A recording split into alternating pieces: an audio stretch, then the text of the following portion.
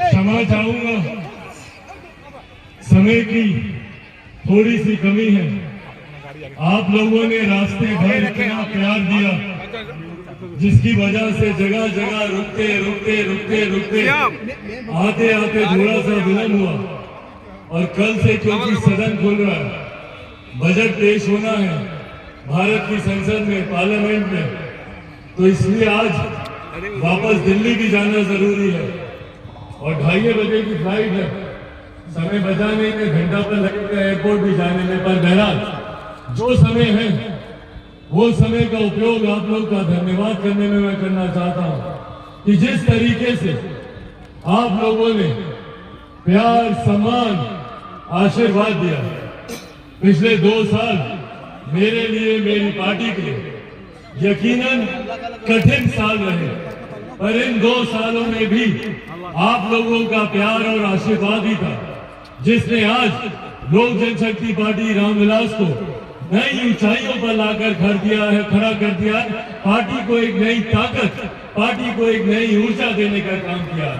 और उसी ताकत, उसी ऊर्जा की वजह से आज लोक जनशक्ति पार्टी रामविलास मुख्यमंत्री नीतीश कुमार और बिहार सरकार की हर गलत नीतियों के खिलाफ मजबूती से आवाज उठाने का काम कर रहे हैं।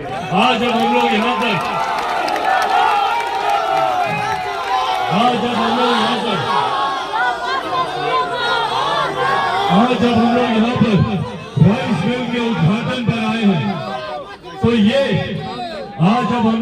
राइस मिल के उद्घाटन पर आए हैं, तो ये चिंता हमेशा से मेरी रही है कि भैया क्या कारण है कि बिहार सरकार उद्योगों को बढ़ावा नहीं देती। क्या कारण है कि मुख्यमंत्री नीतीश कुमार जी बिहार में उद्योग लगाने को लेकर वो तत्परता नहीं दिखाते। और तो और नए उद्योग लगाना तो दूर की बात है, जितनी चालू बड़ी मिलें भी थी उनको भी एक एक एक एक करके बंद करने का काम मुख्यमंत्री नीतीश कुमार जी के द्वारा किया गया। और परिणाम स्वरूप बिहार के जितने युवा हैं वो मजबूर होते हैं पलायन करने के लिए, दूसरे प्रदेशों में जाते हैं रोजगार के लिए, दूसरे प्रदेशों में जाते हैं मजदूरी करने के लिए, वहां पर जाते हैं अपने घर परिवार, दादा दादी, नाना नानी, माँ बाप, चाचा चाची सबको छोड़कर। क्यों जाना पड़ता है भैया आज की भी तारीख में हमें? क्यों हमें बिहार में ही रहकर ये उद्योगों के अवसर नहीं मिलते?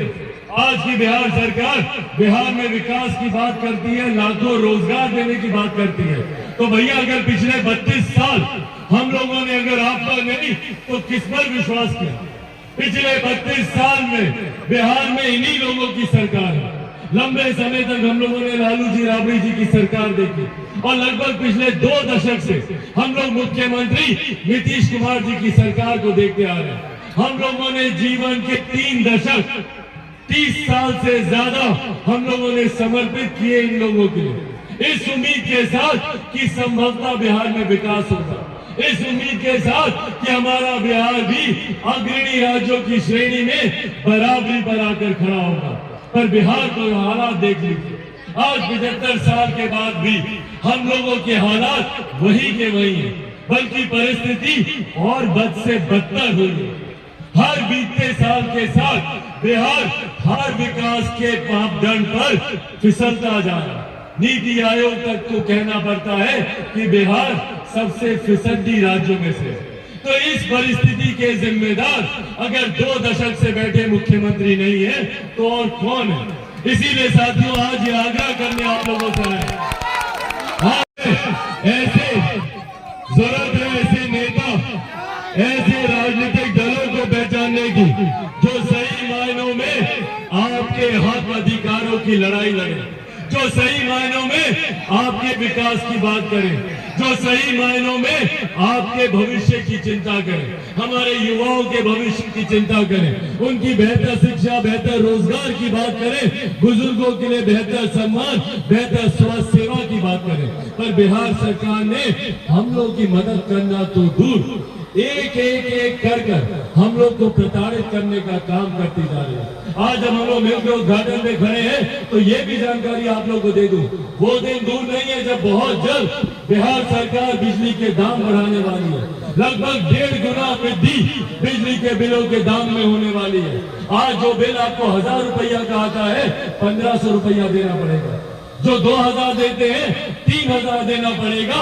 धीरे धीरे ये सरकार आपकी जेब से पैसा कैसे और निकाला जाए उस नियत के साथ काम करेगी। इसीलिए साथियों ये आग्रह करता हूँ, पहचानिए कि कौन सही मायनों में आपके लिए काम करता है। इस सरकार ने निरंतर हम लोग को जात पात धर्म मजहब में उलझा कर रखा और बनाया तो क्या, सिर्फ वोट बैंक। कभी दलित, कभी महादलित, कभी पिछड़ा, कभी अति पिछड़ा, कभी अगला, कभी पिछड़ा, कभी हिंदू, कभी मुस्लिम, कभी लव, कभी कुछ, कभी कोरी, कभी कुर्मी, कभी महिला, कभी पुरुष। सिर्फ बांटने का काम किया, सिर्फ बांटने का काम किया। और बदले में आज भी हम लोग उसी बदहाल परिस्थिति में जी रहे हैं। आज भी घर पे हम लोग बेहतर बिजली के लिए, सड़क के लिए, पक्के मकान के लिए, बेहतर शिक्षा के लिए, स्वास्थ्य केंद्रों के हालात देख लीजिए, उसकी बेहतरी के लिए आज भी हम लोग को संघर्ष करना पड़ा। पर अब इस संघर्ष पर पूर्ण विराम लगाने का समय आया साथियों।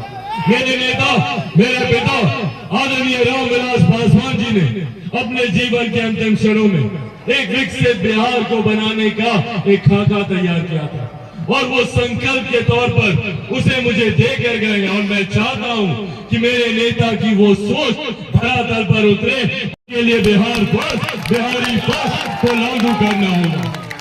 और अंत में बस यही अब आग्रह करूंगा आपसे, बिहार फर्स्ट, बिहारी फर्स्ट जब तक हम लोग धरातल पर नहीं उतारेंगे तब तक हम लोग एक विकसित बिहार का जो हम लोग सपना देखते हैं उस सपने को हम लोग पूरा नहीं कर पाएंगे। आज भी जब दूसरे प्रदेशों में बिहारी जाता है तो बिहारियों को अपमानित करने का काम किया जाता है और तो और बिहारी शब्द तक को गाली बनाने का काम किया गया। दूसरे राज्यों में चले जाइए, वहां पर एक बिहारी बोलकर लाठी चलाने का काम किया जाता है। भाई बिहारी हमारी पहचान है, हमारा स्वाभिमान है, हमारी शान है, पर इस शब्द को बदनाम करने का काम मुख्यमंत्री नीतीश कुमार जी ने किया। दूसरे प्रदेशों में बच्चे बताते नहीं है भैया कि हम बिहार से आए, छुपाते हैं, कतराते हैं, घबराते हैं, शर्माते हैं, नहीं बताते वहां पर कि भैया हम लोग बिहारी हैं। क्यों? क्योंकि उनका मजाक उड़ाया जाएगा।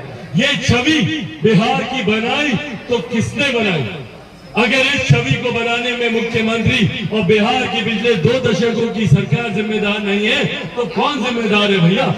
वो दूसरे प्रदेशों में बिहारी पिटते रहे और मुख्यमंत्री नीतीश कुमार खामोशी से देखते रहे।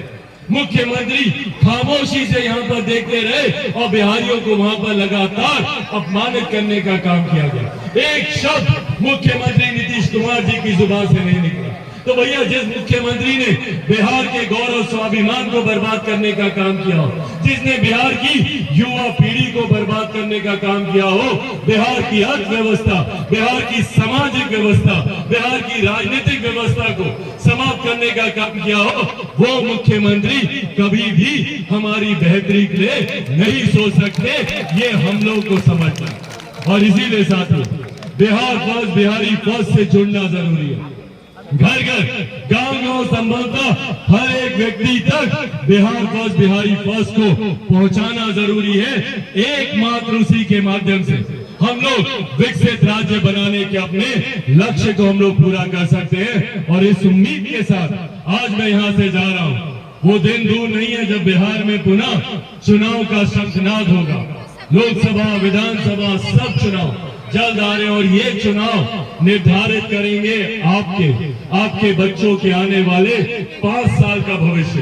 एक करके कई 5 साल हम लोगों ने बर्बाद कर दिए, दशकों हम लोगों ने बर्बाद कर दिए, पर इन 5 सालों के महत्व को इस बार पहचानना जरूरी है।